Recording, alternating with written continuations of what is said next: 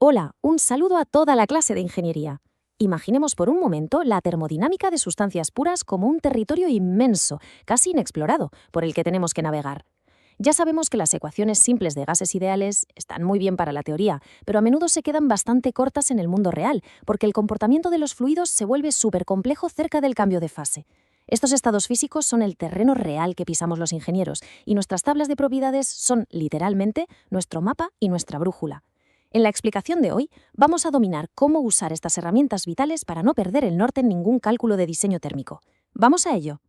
Bueno, la hoja de ruta que vamos a seguir hoy es bastante directa.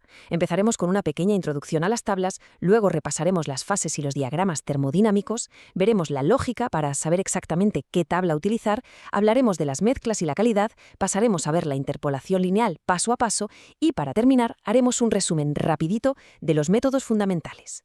Empezamos con la primera parte, introducción a las tablas, navegando la termodinámica.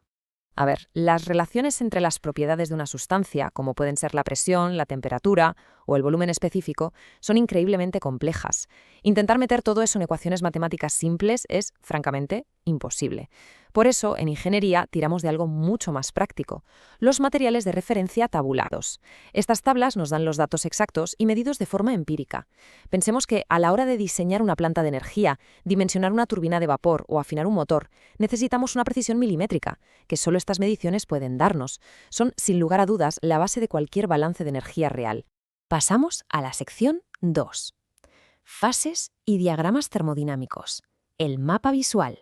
Si prestamos atención a este gráfico, un diagrama de temperatura frente a volumen específico nos ilustra de maravilla cómo se comporta la materia. Tenemos unas áreas supermarcadas. A la izquierda vemos la región de líquido comprimido. Justo en el centro, debajo de esa campana tan inconfundible que llamamos campana de saturación, está la región de mezcla de líquido y vapor, que es justo donde ocurre la ebullición. En la mismísima cima de la campana tenemos el punto crítico, donde la diferencia entre fases desaparece por arte de magia, y a la derecha del todo, la región de vapor sobrecalentado. Saber situarnos en este mapa es el primer paso innegociable antes de hacer cualquier número. Llegamos a la sección 3. ¿Qué tabla se utiliza? Vamos a ver la lógica de selección. Aquí podemos ver la estructura básica de una tabla de saturación. Esta es una réplica de la tabla A4 para el agua.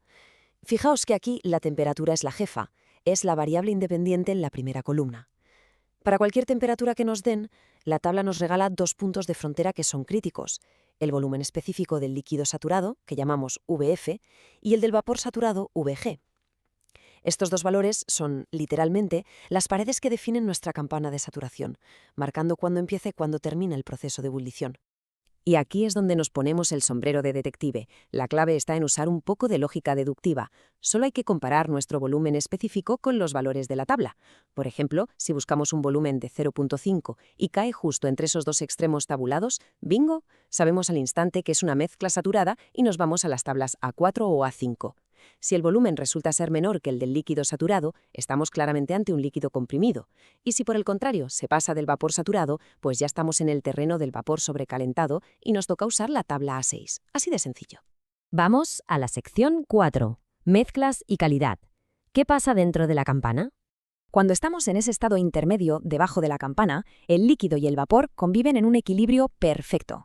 Para medir esta convivencia, usamos un concepto súper importante: la calidad, que representamos con la letra X. Matemáticamente es simplemente la fracción de masa de vapor respecto a la masa total de la mezcla. Pero, ¿por qué le llamamos calidad? Pues porque, hablando en términos de ingeniería, cuanto más vapor tengamos dentro de una caldera, mayor será la calidad energética de ese fluido para moverlos a la vez de una turbina. Un valor de 1 significa 100% vapor saturado.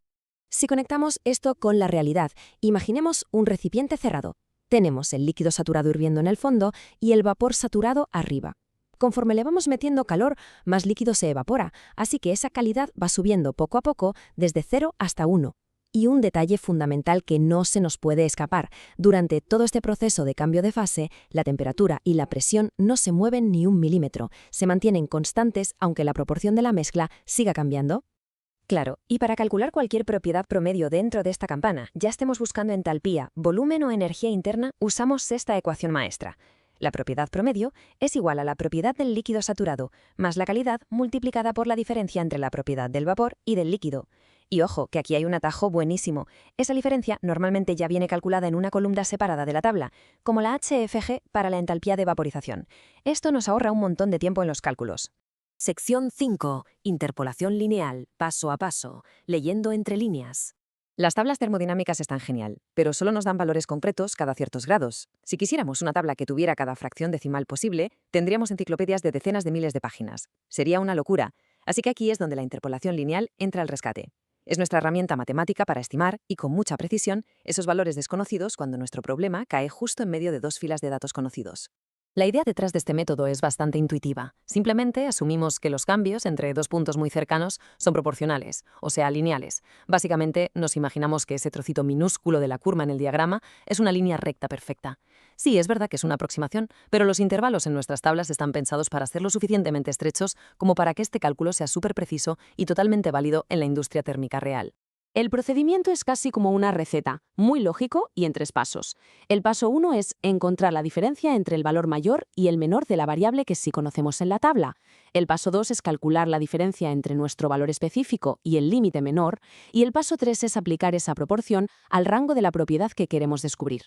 Vamos a aterrizarlo con un ejemplo práctico. Supongamos que tenemos un refrigerante sobrecalentado a 1,4 megapascales. La tabla nos da los datos para 70 y para 80 grados, pero resulta que el sensor de temperatura de nuestro compresor marca exactamente 72 grados y necesitamos sacar la entalpía para calcular el trabajo. Como 72 grados está atrapado justo entre esas dos filas, no nos queda otra que interpolar.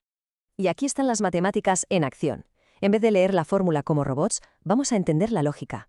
Lo que hacemos es calcular qué porcentaje del camino hemos recorrido al pasar de 70 a 72 grados, dentro de ese hueco total de 10 grados. Una vez que tenemos ese porcentaje, se lo aplicamos al aumento total que sufre la entalpía. Partimos de nuestro valor base en 70 grados, le sumamos ese cachito proporcional y obtenemos un valor exacto. Hemos aproximado esa linealidad sin perder ni una pizca de rigor técnico. Llegamos a la última sección. Un breve resumen de los métodos fundamentales. Hoy hemos repasado un montón de conceptos clave. Cómo visualizar las fases como si fueran un mapa, cómo hacer de detectives para elegir la tabla correcta usando el volumen específico y cómo ejecutar una interpolación lineal con total confianza. Pero antes de terminar la clase, quiero plantear una pregunta para darle una vuelta. ¿Qué pasa cuando nos acertamos demasiado al punto crítico y el comportamiento del gas deja de parecerse a una línea recta? Pues que ahí la aproximación lineal empieza a mostrar sus carencias y necesitamos herramientas más complejas, como el factor de compresibilidad. Pero bueno, eso es harina de otro costal y lo veremos en otra ocasión. A seguir analizando de forma estructurada y a dominar el poder de las tablas termodinámicas. Hasta pronto.